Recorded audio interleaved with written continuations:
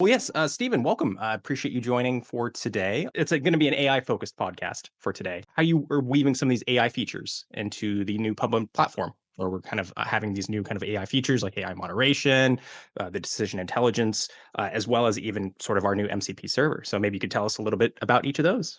Wow, that's a lot, especially when you come with Yeah, AI, right? yeah, We're just jumping straight into this is every business line item they have to add in AI, and this is a huge a huge aspect that's it's just it covers everything because now you have this technology that can sort of mimic or replace what a human normally does, and it can do it just as good. And here's the cool part: it can do it tirelessly and at a much cheaper cost. yeah. Yeah. It's one of those things where it's becoming.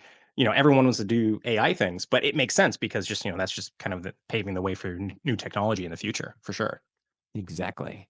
Yeah, and we have to figure out what are the things that we at PubNub want to add because we've got every kind of customer you can imagine from telemetry on planes and cars all the way down to on-demand delivery and economy. We do a lot. Multiplayer gaming too is huge. And so you figure out what can we build? What do we build? What do we build with AI? And, our customers kind of already know. So one of the big things that customers are asking us for is a larger contextual information regarding sort of a span of chat conversations. So you think about AI and NLP, which is making sure, hey, is this a negative sentiment or positive sentiment? Well, that's kind of basic and standard, which works great if you have like maybe one sentence or two sentences. You have like a couple of users chatting with each other. Now it gets more complicated. So this is where those large language models come in, and they can really start giving you a lot more detail about the context in that conversation. That's actually a really good way to kind of lead into kind of talking about our MCP server for those at home who don't really know what MCP is and what makes it unique and kind of stands out compared to maybe perhaps just using AI to help you code things with PubNub or even other real time features with other platforms. Yeah, absolutely. So model context protocol, it's sort of this tool that is meant to run pretty much locally on your system. And it will communicate over JSON RPC with your AI agent. So your AI agent, which would be Cursor or Claude Desktop or Claude Code, these are the agents that act as the MCP client. And then the MCP server is something that vendors like PubNub provide to you that expand all their capabilities into your agents. So if you're building software with, say, Cursor, for example, you can plug in PubNub's MCP server, and it will provide additional context that makes the agent smarter. Here's the problem with LLMs in general. Yeah. They predict the next token, which is what they do. They're really good. So if you have, the cat is soft, it will predict the next token is soft, right? Like so, if you have three words, predicts next, and then it just keeps doing that over and over, and the context size grows. It's a challenge because if you don't have enough context, it's going to do its best it possibly can to guess what you want it to say, and it's gonna do, a kind of okay job. It's gonna do a Yeah. lot better if you give it a bunch of information up front, and then it's gonna know exactly what you're looking for, and so that's what our MCP server does. It provides the exact context for the exact moment where your cursor is in the window, content around it, and it pulls in additional information that's relevant. So now whenever you ask your agent to do something, agentic, you like to program or update your code base, it's gonna have all the details that is necessary, including the most up-to-date information because these Oh, that's models, nice. they're trained on old data. If they're outdated because it's so expensive to train them, they can't just keep updating them consistently, at least not yet. We'll get there, but meanwhile, you Yeah, need the it's NPC that servers. synthetic data. We'll get there. Yeah. I'm sure. But no, that's great that you talked about that because I've been using it, playing around with it as well, and it's great because now I don't have to keep going back and forth between like a ChatGPT window or a different kind of AI like Gemini, and then like go back to my code. It's great because it's just all right there, and like you said, it's all up to date. So I know that it's not going to be like out of date documentation or like it's the history is only up to a certain date, or perhaps we've added a bunch of new features since that point. So awesome, that's great to hear. Very cool. Kind of shifting from the developer standpoint and a little bit about developers as well. Our decision intelligence platform. When you're using PubNub, you send messages over channels, and that's a way for you on a device like, say, a phone to connect and receive information like notifications. Maybe it's a player stat movement update, or currency exchange. There's all sorts of events that go across the network. Users will receive that information within their app the moment that it happens. Now, what is interesting is you kind of want to maybe step back and look at like the economy of your application, and you have all your users and they're all acting across all these various channels. You might want to sort of take an analytical approach to what's happening there, which users are interacting, what data is being received across the wire.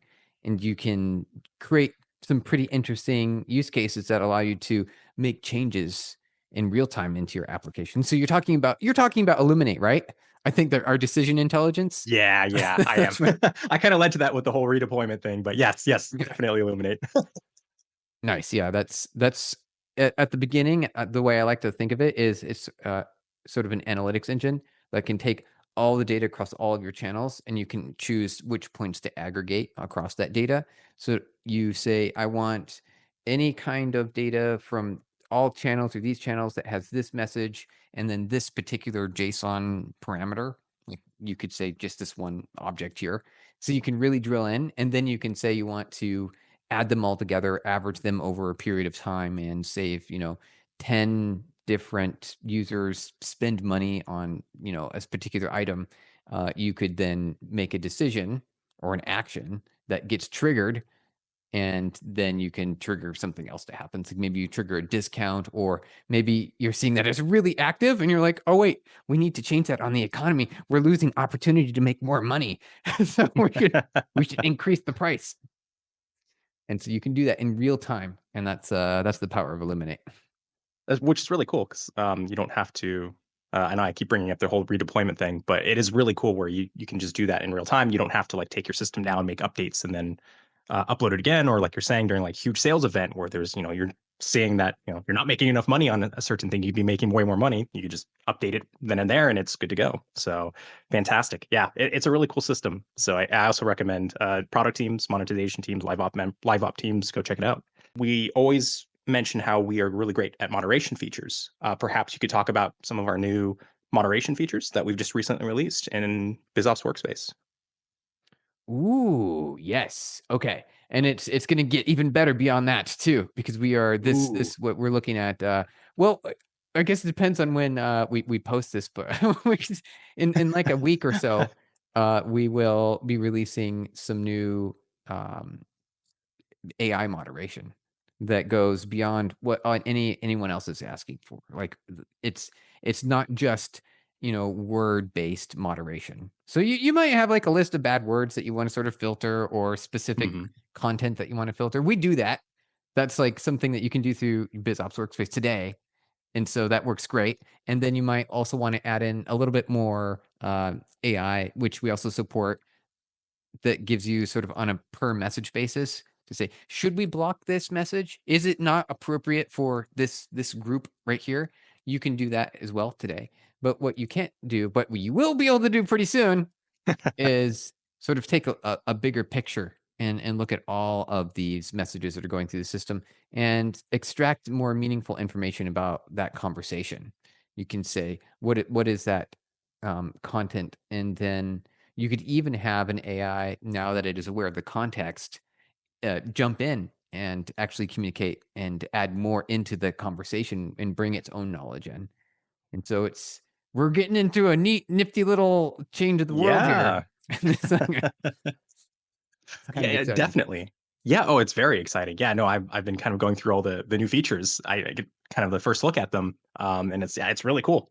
So I'm very excited about all three, to be honest. So especially since we're doing more like kind of coding projects, the MCP server is like my biggest focus. But I've played around with all three systems, and it's fantastic. But kind of going from that, it's a lot. These are a lot of features. And in terms of kind of accessibility, I mean, how did you kind of approach this and decide that these were like the features that not only developers needed, but as well as like product teams or monetization teams, live ops members? How did you approach that to make it kind of more accessible? I mean, it really comes down to what they're asking for. They say, "Hey, we want it." Like, okay. Cool. Yeah, that's great. That's how we do it. And then we catalog it, organize it into a spreadsheet, say, wow, a lot of people are asking for these features. We should probably give it, take our time to make something that works great for them. And that's what we've been working on. That's awesome. Yeah, listening to your audience, that's a great thing to do. That's it. Yeah, gotta listen to the audience. As simple as that. Okay, I love it. That's a great answer to that question. At first I was like, "Oh, maybe Steven will talk about, like, the technical difficulties or something," and then you're like, "Nope, it's just our Oh, audience wanted it." So, I was like, "Cool. Oh, yeah, I like that." yeah. Fantastic. And then kind of about, like, kind of some of the technical details, I'll dig your brain a little bit about that. Mhm. How did that affect in terms of our platform itself? 'Cause we're a very low latent, platform, very high scalability, and then adding in some of these new features, especially I feel like the AI moderation, Mm. how does that sort of affect, sort of our platform speed, reliability? Does it affect it? Is there any noticeable change? Because it just seems like a fantastic feature. Is there some sort of a downside? I suppose is the answer I'm looking for. There is, actually. Yeah, you could say there's a downside because I mean, here, Oh check no. this out. I know. Oh no, it's dangerous. There's a downside. Yeah, check this out. So when you like you were describing PubNub, massive scale, billion plus devices, sending messages and receiving messages, and we do this inside our network in less than a millisecond. That's under a millisecond. How do you even? What is Crazy. that? What is less Yeah. than a millisecond? How do you even say that? What is that? It's like microseconds, right? Yeah. It goes, or nanoseconds, right? You can go even further. And so that's the speed that we're working with. And then, like you were describing, these new systems, these AI systems, they're a little bit slower. So introducing that sort of check in the middle, or those Yeah. AS, they essentially make the latency a lot more when you compare to that. But it's okay because here's the, what humans really care about. It's called the Doherty threshold. That's Oh, so IBM coined this term to detect how long does it take, how much time has to pass before a user gets frustrated. And they found the perfect measure to where you're always happy and every user is delighted as long as it's below 400 milliseconds. wow. Yeah, and so That's that's wild. They were able to find that out and determine that value. Yeah, and they did this, like, was it probably the '80s or the '70s, somewhere around there, right? It was like, "Hey, computers were really pretty slow back then." Actually, they were pretty quick. They just, displayed text. So it wasn't a lot for them to do back then, but But it's that's wild though. I mean, yeah. and to me, it's crazy that it's not that our platform is slowing down the AI. It's the opposite. The AI can't keep up with our platform in Yep. terms of response time. So that's funny. When I'd asked that question, I'm like, oh no, is Todd going to get mad at me for asking this question? The But downside, yeah. yeah, The danger. Yeah, and we what the challenges from a technical perspective. So we've got Kubernetes clusters deployed hmm across all of Amazon's locations, and that's oh how we cool, operate. So users connect to the closest regions. Really great for gaming and anything else where users really want good latency, but also really good reliable connectivity. And that's for what sure. PubNub's network is based on. And so we had to do the best we could when we considered AI deployment. So we want to make sure that our AI models are deployed in those regions as well. And so we had to deploy them and sort of spread them across all of Amazon zones to ensure this. And still, even with that, though, the latency is, extra. So we have to make sure to take advantage of these hardware accelerators that are available to us. And you probably heard of GPUs, graphic processing units. They Yeah. help accelerate that a lot. So these are things that we are taking advantage of to improve and make the best possible user experience. I see you got a lot of NVIDIA graphics cards sitting in the back of your house helping power all of this, huh? Exactly. How would you recommend? I guess it just depends on who you are and what you want to do with the platform. But I mean, what would be a great way to get started for developers and these product teams that want to use and start using these features? Yeah, that's a great question. So just sign up, go to pubnum.com and sign up, get your API key, and then build a quick app using the PubNub MCP server, which would make it a lot easier, right? So then you Yes, just yes, plug it in those does. settings, and then you just ask it to build you an app that you want to see a demonstration with, and then it'll build it, and then you can go into the admin portal and you can start turning on these features and capabilities to see how it affects the app that you just built within like a couple of minutes, or well, the AI built for you in a couple of minutes. No, yeah, exactly. Yeah, I would highly recommend it. I know you've spent a lot of time with it. Even for myself, who spent a little bit of time, I'm hoping to spend more time next week. It's really cool, fantastic way to work with this, and our docs team have done a great job organizing the docs. So I feel like when I'm using it in Cursor, it's just pretty easy to use. Really, nothing is really throwing me for a loop. So, and of course, there's always feedback that I'm providing back to, such as yourself, and to update the MCP server. So that way it's always going to be up to date. It'll fix things. So it's super cool. Fantastic. Nice. Awesome. That's great to Well, hear. well, thank you. Yeah. I guess we're approaching sort of the time to kind of wrap this up. The major thing that you would like for our viewers to take away with. Ooh, that's an interesting one. Okay. So here's this is just kind of fun. It's like a challenge that Yeah. we've been working with as we work with AI, and it provides us value.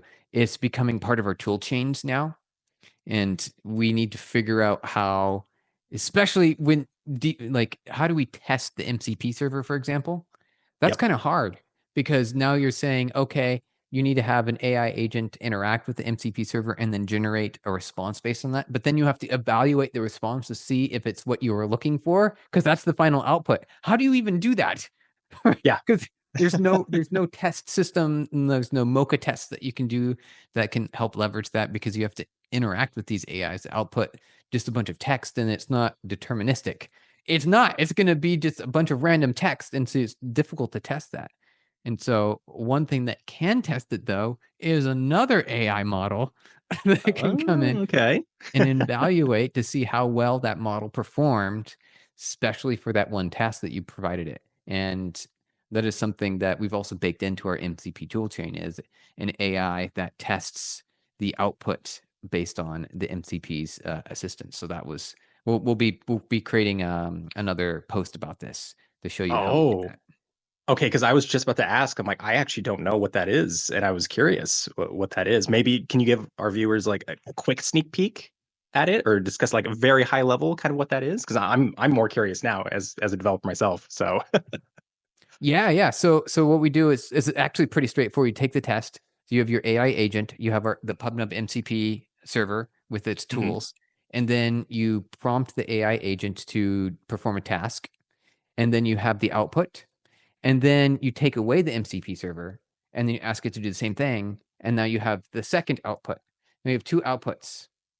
So then you can have an AI model come in and compare both, knowing the context and additional information that's already provided, to see how much better in a performance did the model do when it had the MCP server at its with its assistance. And Oh, it's that is so pretty cool. impressive. Yeah, it's really Yeah. impressive to see the numbers. Wow. So I mean, how well? It seems like it's doing fairly well. If it's baked into the system. I Yeah. mean, does it seem like it does a great job of actually testing it? And wow. Okay. Oh, that's so cool. I did not know that. Okay, thank you for teaching me that. Thanks. I'm looking forward to reading that post then, kind of about Yeah. that. Well, Stephen, I wanted to thank you again for joining us today, talking about some of the new like AI features that's kind of going into the PubNub platform. And I guess sort of to wrap this up, where can our viewers find you online? Stephen LB, Okay. and that's a good one. If you just Yeah. Google that, and and if you still use Google, I don't know if everyone's using Chat GPT these days. Yeah. Uh, and LinkedIn, you can find me there, Stephen Blum at PubNub. Fantastic. Okay. Well, Stephen, thank you very much for joining us today. Really appreciate it. Absolutely, it's fantastic. Thank you, Oliver.